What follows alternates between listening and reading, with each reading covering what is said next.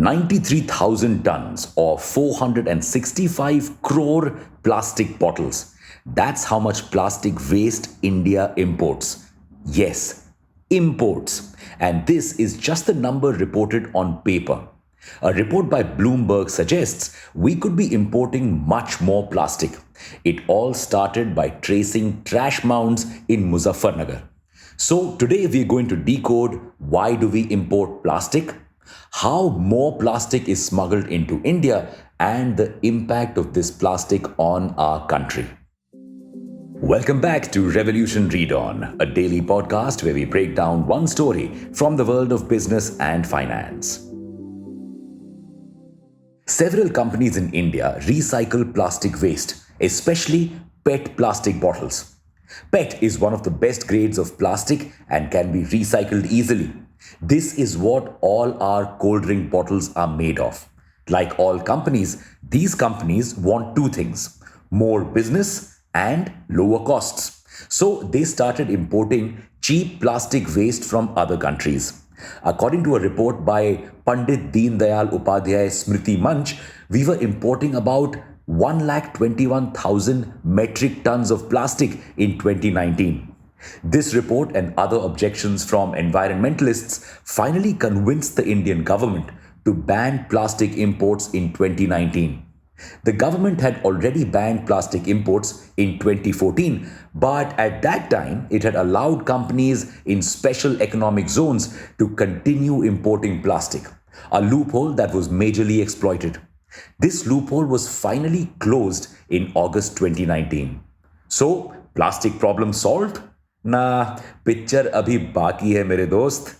The plastic import ban soon started a chain of strange things.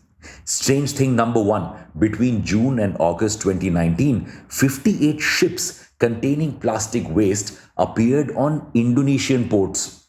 Indonesia didn't accept this waste and the ships were supposedly sent back to their home country, the US. But instead, 38 of these ships came to India, according to Indonesian civil society group Nexus 3, as well as Basel Action Network, or BAN, a global waste watchdog. So, why did India accept these ships full of plastic waste?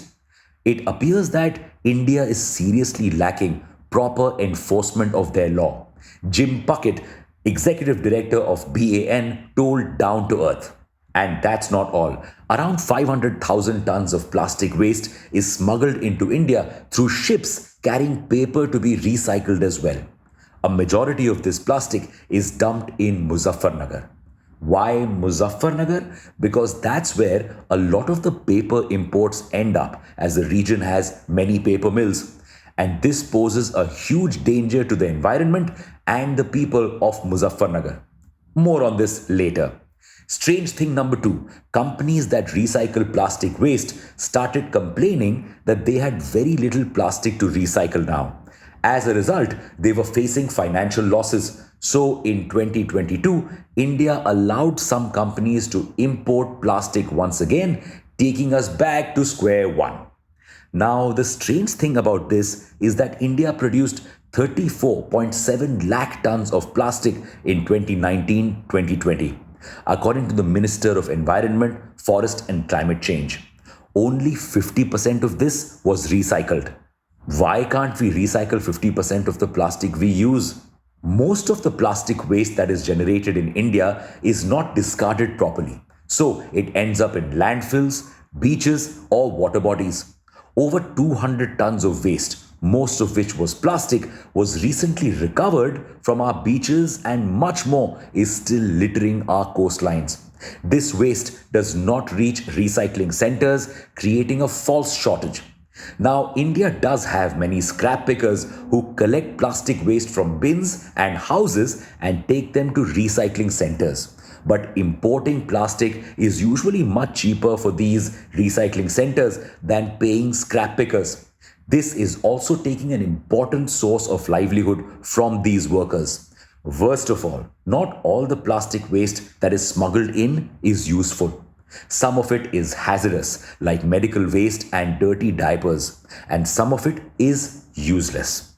This useless waste is usually left to rot, polluting our soil and our groundwater.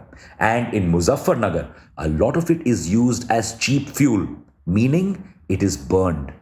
The ash and the toxic fumes generated by this burning plastic are cancerous and can lead to several diseases. So, just to save money and also because of the lack of proper checking at ports, we are exposing our citizens to toxins.